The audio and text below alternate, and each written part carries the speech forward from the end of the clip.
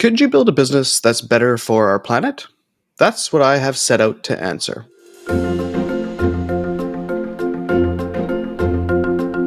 Hi, I'm Marco Pimentel, marketing expert and entrepreneur, and host of the podcast Someone Like You.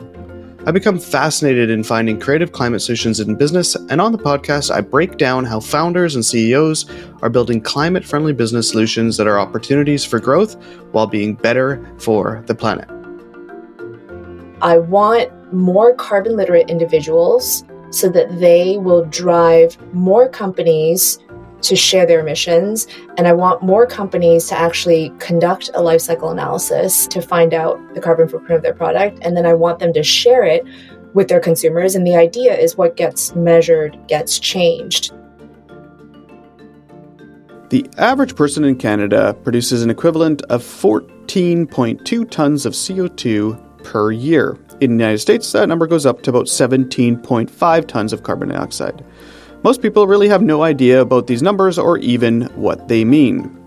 Today's guest, Michelle Lee, is trying to make sure people understand the impact of their daily lives on the environment. As a former Silicon Valley employee, she made it her mission to teach as many people as she can about carbon footprints in a fun and interesting and hip way.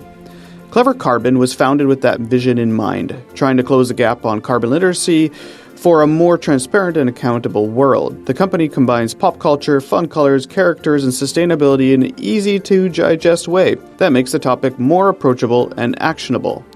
Michelle speaks about what made her leave Silicon Valley to open her eco company, what she chose education as her business model, and why she believes teaching people about their impacts on the environment is the way to make the world more sustainable. Clever Carbon helps achieve that goal by turning carbon footprint into a fun game that engages teams, families, schools to reduce some of the damages that are generating the climate crisis. Here is our conversation. I wanted to take a second to tell you about our Season 2 sponsor, Digital Scope. Did you know your website has a carbon footprint? Well, digital technology has a larger carbon footprint than the entire aviation industry, and it's only getting bigger. Digital power consumption is increasing by 9% every year. At this rate, our digital carbon footprint could be responsible for as much as 14% of global emissions by 2040. If you're a digital-first company, or really any company with a website, and want to understand the impact your website is having on the environment, Digital Scope can translate visitor data into carbon measurement, all with a simple one line of code added to your website. Check out digitalscope.com/someonelikeYou. The first 100 people to sign up get free access for an entire year.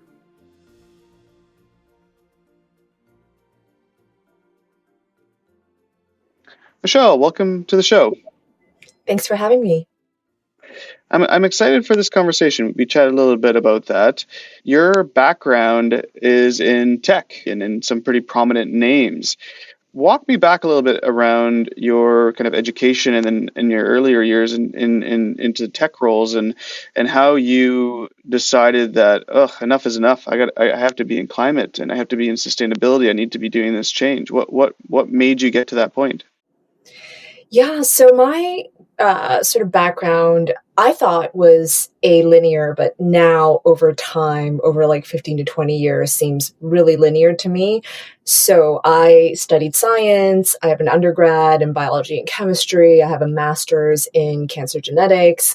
And then I transitioned into a boutique consulting firm that worked with different medical device manufacturers. And I really decided that that wasn't my calling and went to San Francisco to do business school and had no idea that I would totally just fall in love with the Bay Area and with tech. And I always have been quite tech savvy, but not having been in San Francisco and been immersed in that environment, I really didn't know to what extent. But I was there for a year for school and I did all these networking events. And my first job out of MBA was working for a company called Jawbone. So they make the Bluetooth devices, and it was really cool getting experience working on hardware. And then I transitioned more back into a client role, which, my previous 4 years was client facing.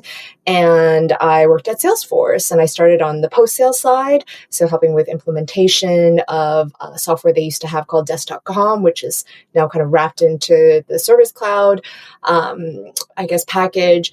And I transitioned into the sales side, which is like really a game changer. I don't know if you kind of get my feeling, Marco, but when you're on the implementation or post-sale side versus you're on the sales side, like, the resources you have access to, the incentives you get, the people that you work with are completely different. So I did the sales side with Salesforce for about a year. And then I transitioned into DocuSign, where I continued my role as a sales engineer and worked there for 4 years. And yeah, it's really was an incredible experience. Love working with clients, and really didn't have anything to do with environment or climate so much. But, I would say that both companies that I worked for, had this really strong connection to the community, to volunteer and to philanthropy. So, I was always involved in those aspects of the organization. And, at DocuSign, of course, they teach us to say, hey, no more trees. You don't have to cut down trees anymore. Just use DocuSign. And of course, we didn't really get training on the carbon footprint of data centers. But, I think at first glance, of course, it's good that we don't cut down trees. So I always had a bit of an environmental perspective, but it was really during COVID where I saw the amount of single-use waste that was being generated. At the time, I lived in London, and I lived by a park. And every Monday when I walked by the park, it was just dumpster fire. Like, the garbage cans were full of garbage, and there was like garbage surrounding it because there wasn't enough room for that garbage. And then all through the park, there was garbage. And I'm like, how can we do this day over day, week over week, year over year? There's no common sense in this. It doesn't make sense. So I really wanted to find a way to show people how the decisions that we make have an impact on the planet, whether it's a single-use coffee cup or, a container or something like that. And that's kind of how I got into it. And it was a fun project on the side. I started Clever Carbon. And the idea is we teach people about carbon footprint in a really hip and fun way, but it wasn't meant to be a full-time role. But most people walking by on a weekend or on a Friday and seeing dumpster full of garbage and garbage everywhere would just be like, they would notice it and say, oh, that's a lot of garbage. But they wouldn't say, I got to build a platform to start educating people. Was it just something that you saw kind of just repeatedly, and this just kind of idea just kind of started kind of kicking off like some research by yourself? Like, did you go till 5 a.m. and research how to do this? Like, how did those two pieces come together? Actually, that's a great question, which teases out the fact that I was actually volunteering for another organization in London that was encouraging people to go plastic free. And so I was already using some of my time to help this type of cause. But what I found was that in general, the messaging is very negative. It's like, this is bad. Don't do this. This is bad. And no one wants to look at social media content that's like, just sad stuff and negative stuff. And I really wanted to experiment. Like, if we set things in a tone that was more positive, or we just shared data as opposed to like, do this, don't do that. And as an example, like, the average vegetarian meal is 600 grams of CO2 emissions. The average serving of chicken is 1,300 grams of CO2 emissions, and a serving of beef is 7,700. So I don't have to tell you, like, don't do X, Y, Z. Like, here's the data. You can make your own decisions. And so I wanted to experiment, and I wanted to do my own thing and try a fun project. And I had already seen how this organization, had an Instagram account and had a website. And so I kind of had an idea. And it's what I do for work anyways. And yeah, I did a lot of research, and I actually didn't know that what I was searching for was carbon footprint. I went on the internet and I was looking at, like, how do you calculate the impact of a single-use coffee cup? What is the impact of, a plastic container? And it wasn't until I saw my first carbon label that everything just made sense to me. And I was like, oh, this is easy. Like the manufacturing emissions, the emissions of shipping the product, the emissions of the use of the product, the end of life, all of those add together are the carbon footprint of the product.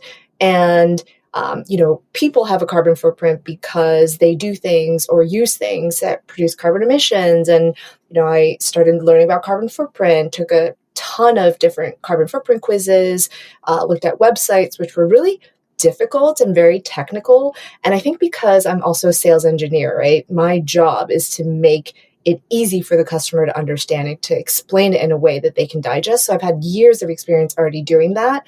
And then it kind of came full circle. I hired a designer. I probably interviewed like 10 designers and found the one that I really liked, Ryan. He still works with me today and just does amazing work. But I think like those two things were really the key, was having, explaining something that's rather complex in an easy way and packaging it in a way where people actually want to consume it.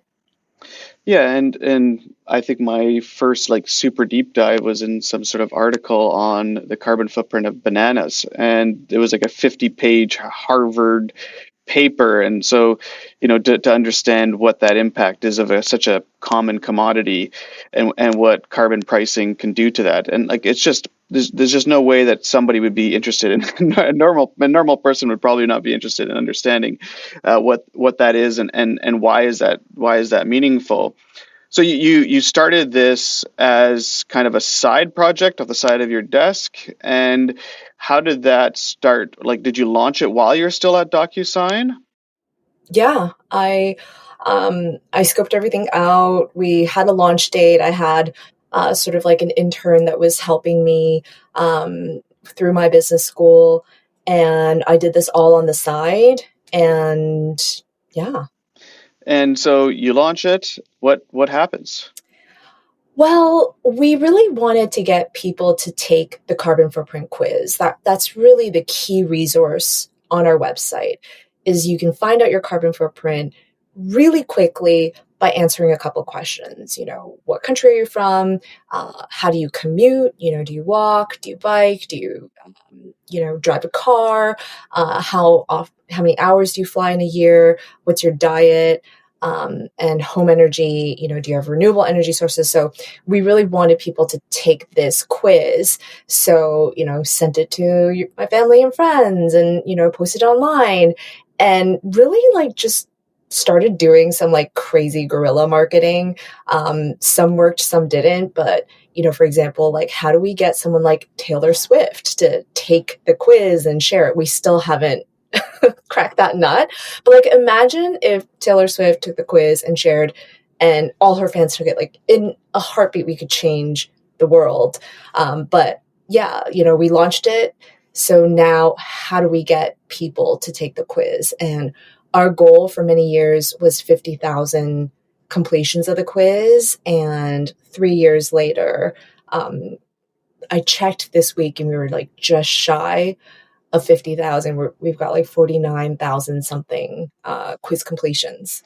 And ultimately, when you think about this quiz and people understanding, it's all about it's all about consumers understanding that what they do and what they do choose from. Because I guess it's been, would you say it's been a common belief over the years that yes, it's been a very scientific approach, and now it's becoming obviously still a scientific approach, but we need it to be also a consumer approach.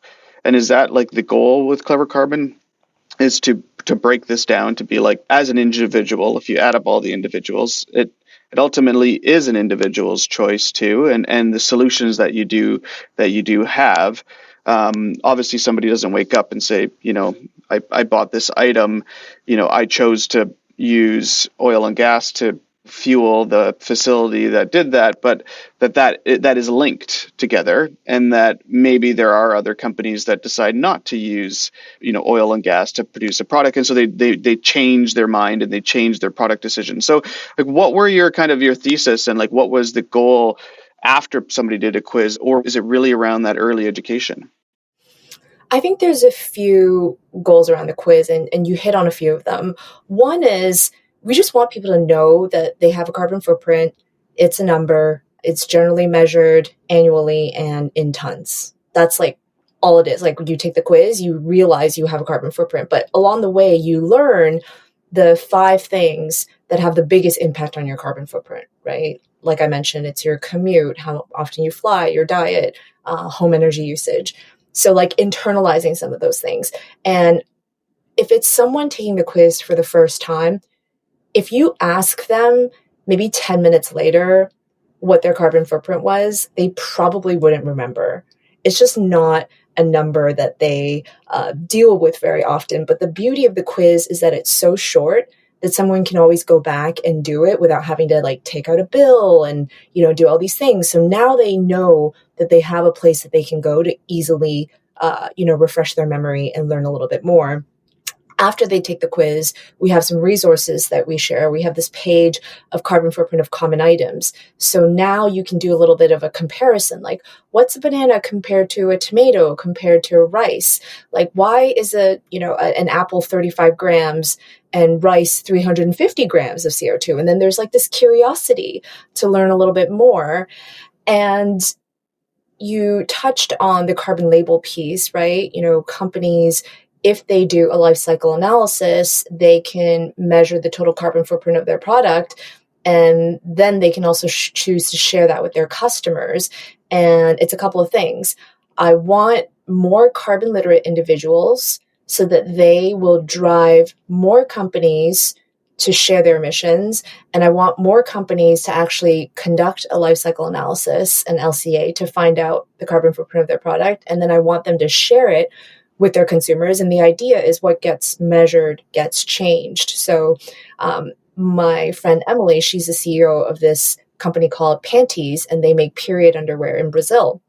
And when she conducted an LCA on the underwear, she had no idea that the use in the life cycle was actually really high. Like 20% of emissions came from use.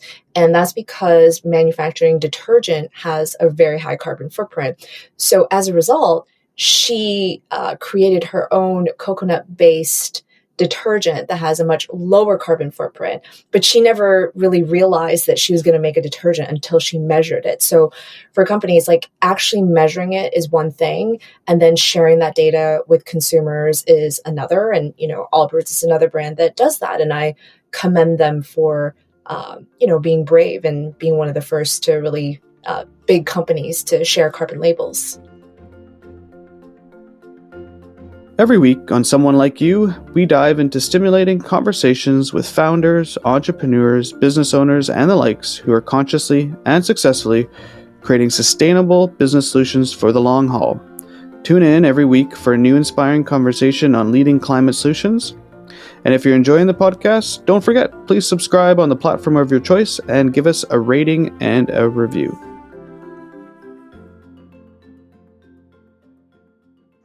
Yeah, it's a bit tiresome when people talk about the consumer not being as impactful. But if we think about everything that ends up getting produced from the energy that we need is for either producing items or to typically for homes or businesses. And then all the items that are created are typically for manufacturing for, at the end of the day, some sort of product that consumer will use. And so educating those consumers to put the pressure on the businesses is really an important piece, and storytelling. And obviously I think you've said this before from some research that climate literacy is a huge piece of what you do at Clever Carbon. When did you make the transition from DocuSign to, all right, I'm in this. I'm fully dedicating my time to this? I mean, I wish I could say, one day I just woke up and I was like, I need to save the world and, that's it, goodbye. But it didn't quite happen that way. I, was transitioning out of my role, and I was actually looking for a new job in sales engineering while working on Clever Carbon at the same time. But more and more, I was just spending a ton of time on Clever Carbon and less time on job searching. And today I have, you could say 3 climate projects with Women in Climate and the Carbon Newbie Summit as well. But, yeah, it just sort of happened naturally, and I never looked back. And did you decide to, because Clever Carbon is a free tool, have you done any partnerships or way to monetize it, or did you end up deciding to take some funding to build out the brand and program? What allowed you to kind of do that? Yeah, I mean, I funded everything for Clever Carbon from my own pocket. Hiring the designer, hiring the developer, whatever it is that you need to establish a company, Mm-hmm. even incorporating. But for me, like I really do think climate change is an issue, and I don't know what retirement looks like, if we'll have one. And so, what's the point of having this money in the bank if you can't even spend it in 5 years? Not to scare anyone out there, but like that is a possibility. But obviously, that's not sustainable in the long run. So I have, I was thinking of different ways that I could sustain myself using Clever Carbon as a platform, and coming from the tech world and understanding how important it is for employee wellness and people and culture. What I did was I created a workshop, and this workshop is meant to teach employees about carbon footprint. It's 1 hour workshop, and it's really fun. And I actually tested my first iteration of it on some of my old DocuSign colleagues. And I want to make it really interactive. This was during COVID, so it was like delivered online. And I'm still using that same basis, but I've added different things. I've changed up a few different things. And a lot of companies have now done this workshop, including the MBA, a few companies you may have heard of. Like, I don't want to publicly say anything just in case, but yeah, there's a steady stream of interest now, and the workshops definitely help keep me afloat. We also definitely have partnerships. So companies will white label our quiz. So the MBA, for example, is a company that does that. They have our quiz on their website, and it's essentially the same quiz, but the colors are a little bit different. And when you complete the quiz, you get a badge that has your name and your carbon footprint. You can download this badge, and people share it on social media. And the NBA has their own version of that has their logos and their colors. And they've used it at playoff game this year.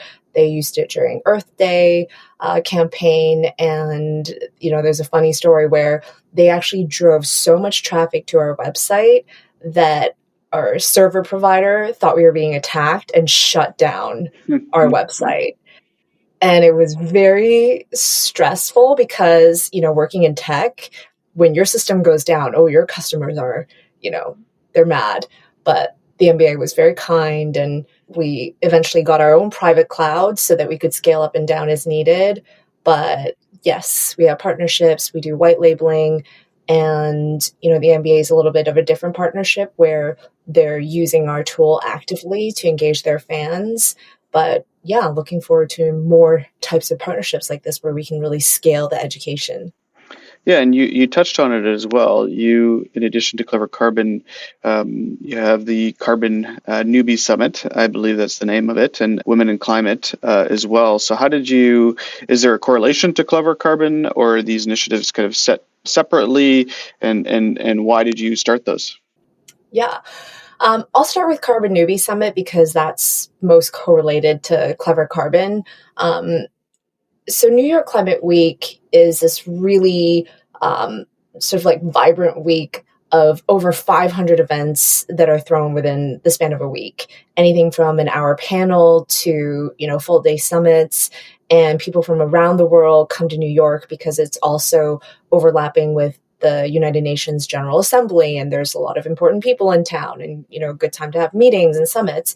And I really wanted to create a space for people that were like myself in the past, worked at a tech company, cared about the environment, but really didn't have time to spend to like really learn about it.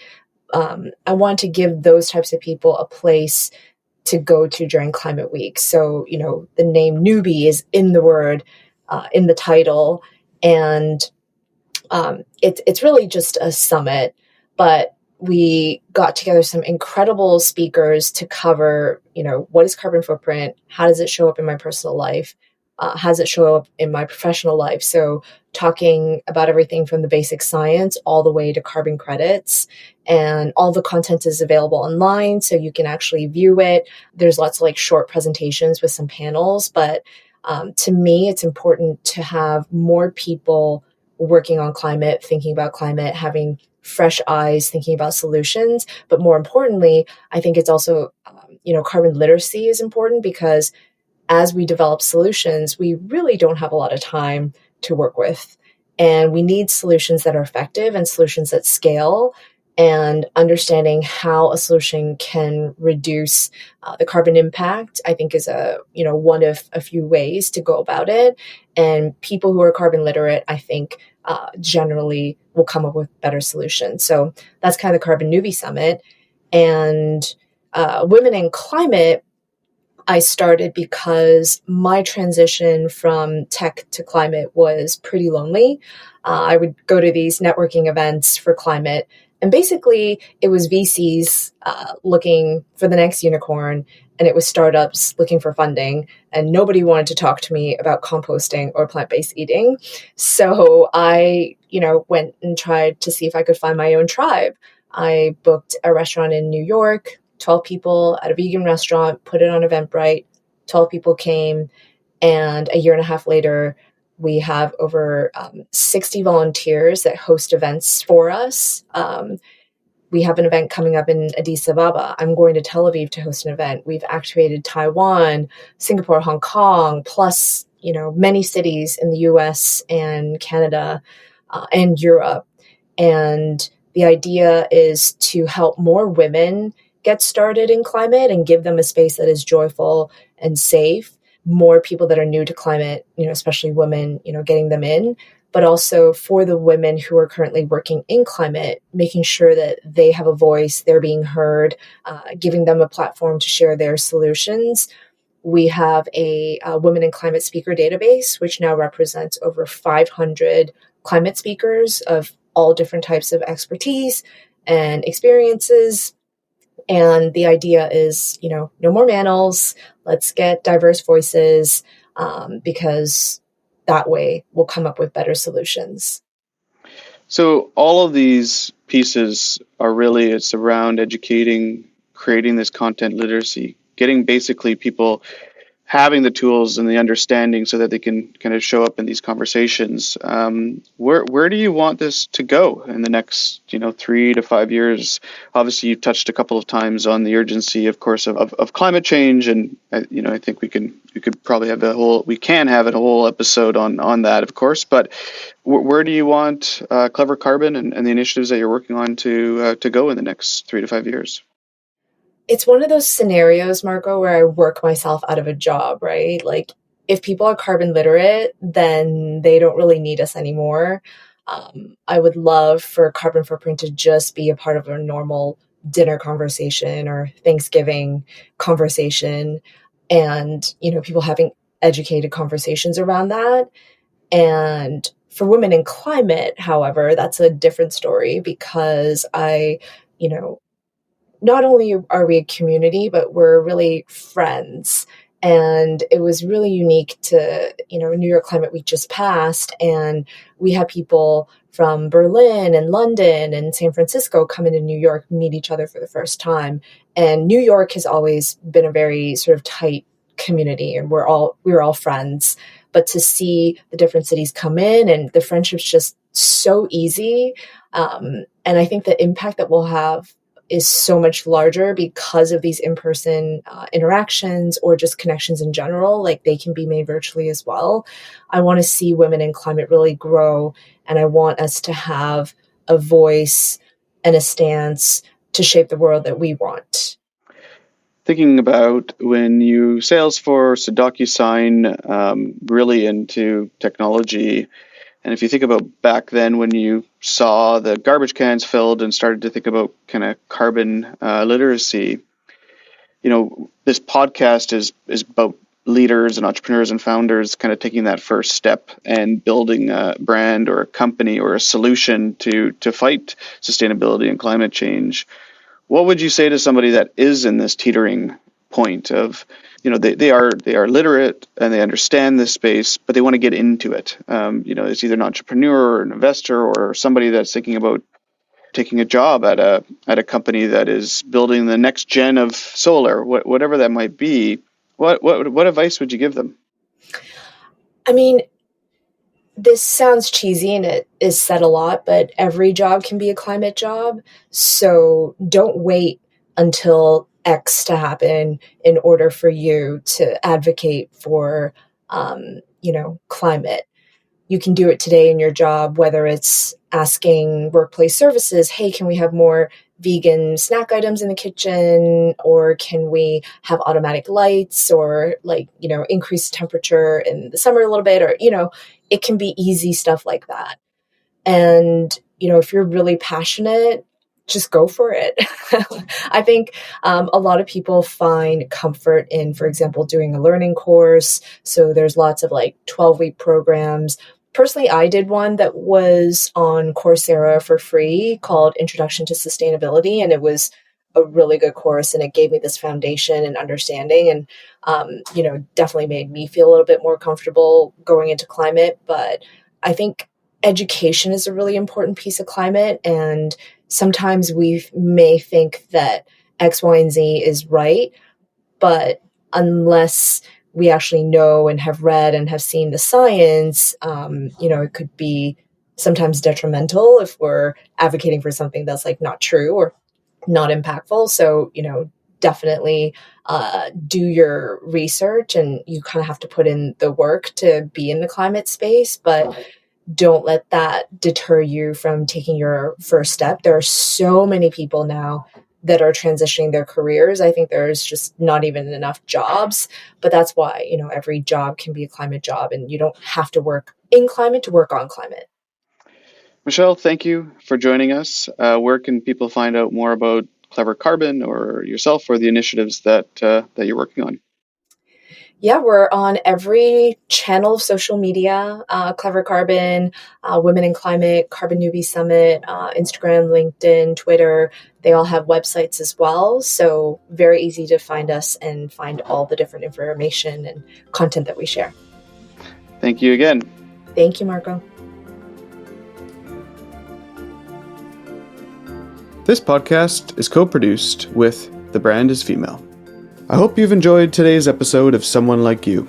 And if you did, please share this. We're a new podcast, and I would love it if you could share it with a family member, friend, colleague, work colleague. Share it on Slack, however you do. Just share and spread the message of these incredible brands. Please also support these type of companies. They're doing the hard thing, and the hard thing often takes a lot of people to get on board. And don't forget, please subscribe on the platform of your choice and give us a rating and review. I'm Marco Pimentel. Thank you for joining us today. For more information on Someone Like You, you can find us on Instagram at Someone Like You Podcast with all the links to the podcast, our website, and more information about the brands that we feature. Thank you again.